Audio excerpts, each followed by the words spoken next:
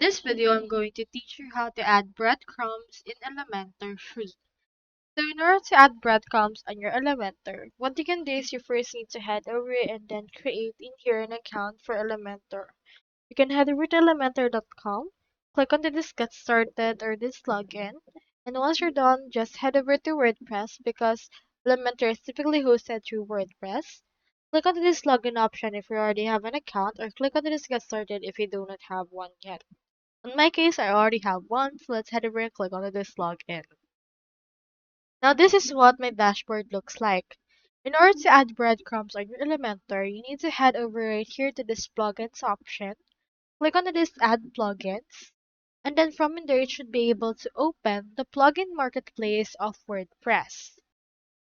So typically, we can just install in here a plugin that provides breadcrumbs widget and integrate it into our Elementor design.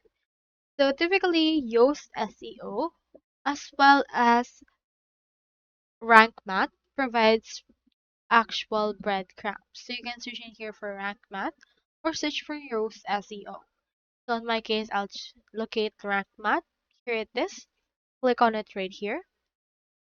And then from in there, make sure to install and activate this.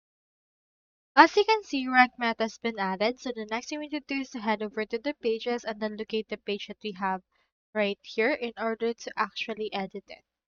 So onto the pages that you have, I have in here this Elementor 42. Let's head over and then edit this with our Elementor. Now this is what it looks like.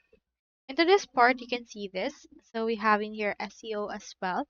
And you can see the snippets for the general option. And here we have our actual rank math. Head over and search for breadcrumb widgets. So search in here for that. And here you can see this. So onto this blank page, just head over and add it right here in order to add this all together as well. So that's how you add breadcrumbs in Elementor. I hope this video helped you out.